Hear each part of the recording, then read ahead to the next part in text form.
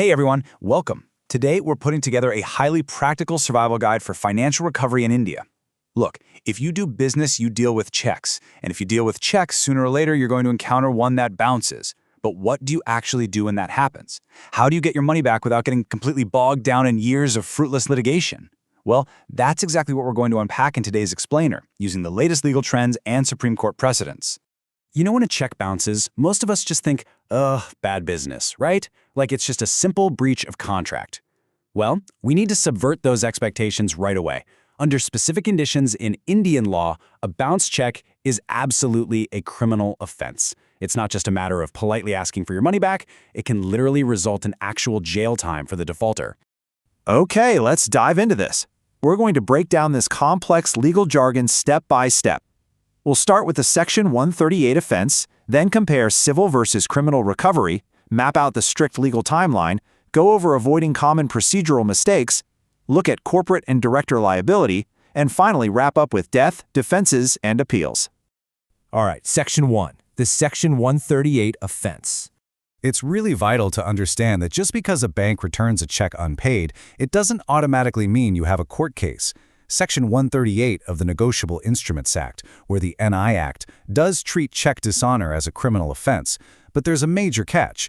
It must be issued towards a legally enforceable debt.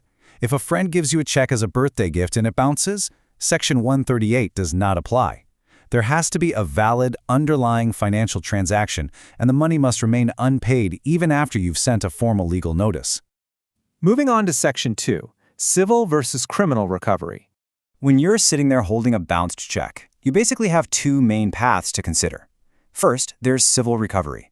This is purely about compensation. It's a breach of contract suit where you only need to prove your case on a preponderance of probabilities, which just means your version of events is more likely true than not. But then you have the criminal Section 138 route, which is a completely different beast. It's designed for deterrence. If proven, the defaulter is facing up to 2 years of imprisonment, or a fine of up to twice the check amount. It carries a really heavy stick, but it also comes with incredibly strict timelines. But here's a little secret most people completely miss. You don't actually have to choose just one. Running both remedies simultaneously is often the absolute strongest playbook strategy for getting your dues back. The civil suit locks down your monetary claim and any interest, while the Section 138 criminal complaint applies immense immediate pressure. Put those together, and you usually force the defaulter to the negotiating table for a really rapid settlement. But if you're going to use the NI Act, you've got to watch the clock. That brings us to Section 3, the strict legal timeline. What's genuinely wild about this is just how unforgiving these statutory deadlines are. Day 0 is the exact day the bank dishonors the check. From there, you have exactly 30 days to send a legal notice. Once they receive it, they get a 15-day grace period to pay up. If day 15 comes and goes without payment, a new 30-day clock starts, and you absolutely must file your court complaint within that specific window. If you miss even one of these steps by a single day, your entire case becomes totally invalid. Period. Which leads us perfectly into Section 4, avoiding common procedural mistakes. Because, look, most check bounce cases don't fail because the law is weak, they fail because of sloppy handling. Let's rapid fire through these. Delaying the legal notice? We just covered that. Your case is dead on arrival. Treating it as a police matter? Listen, the police are not debt collectors. This is a magistrate court issue, and going to the cops just wastes precious time. But the really big one is weak documentation. In recent years, judges aren't just looking at the bounced check anymore. They're demanding strict proof of the transaction. Invoices, bank records, tax returns. They want to see actual proof of your financial capacity to have lent the money in the first place. All right, Section 5, corporate and director liability. Let's elevate this discussion to corporate structures for a second. If a company check bounces, who goes to jail? Well, Section 141 of the NI Act pierces the corporate veil through what's called a statutory fiction. Essentially, it extends vicarious criminal liability directly to the individuals who were in charge of and responsible for the company's business at the time the offense was committed. You absolutely cannot hide behind a private limited company structure to escape liability for a bad check. But the law makes a very crucial distinction here. If you're a managing director or the person who literally signed the check, your liability is presumed. The very act of signing shows your direct involvement. But what if you're just a non-executive or an independent director? You actually have statutory protection. Courts require specific averments, meaning clear, detailed allegations in the complaint showing exactly how you were involved. Their liability requires actual proof of consent, connivance, or neglect. And this is brilliantly illustrated by a Supreme Court ruling in the CBI versus Asian Global Ltd case. They made it crystal clear.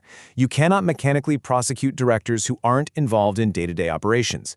Simply having the title of director is not nearly enough to drag someone into criminal proceedings if they had nothing to do with the company's daily finances. Finally, let's look at Section 6, Death, Defenses, and Appeals. Because in the real world, litigation can take unexpected turns that completely disrupt a straightforward trial. For instance, what happens if the complainant passes away mid-proceedings? This is a really heavy question that often causes absolute panic for families. Does the defaulter just walk free? Does the whole legal dispute just vanish into thin air? Well, the short answer is no, you don't need to panic. Supreme Court precedents consistently show that the right to sue survives the complainant's death.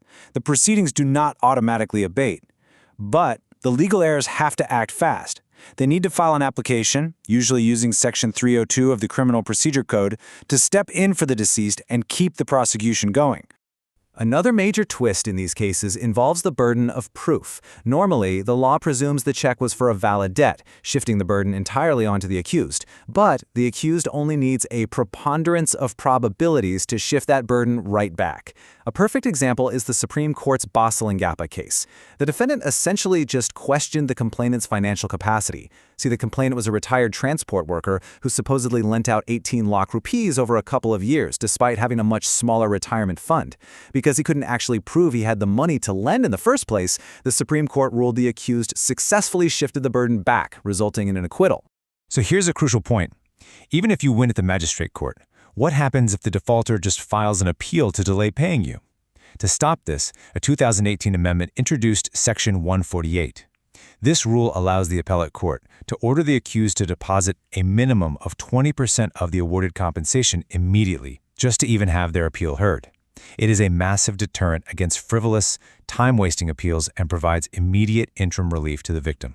Which brings us to the end of our explainer today and leaves us with one really vital question. Knowing what we know now, that courts are demanding strict proof of transactions, and that missing a single deadline can ruin your case, is your current financial documentation and legal strategy truly bulletproof enough to stand up in court? Seriously, make sure you have your agreements in writing, your timelines closely tracked, and your legal notices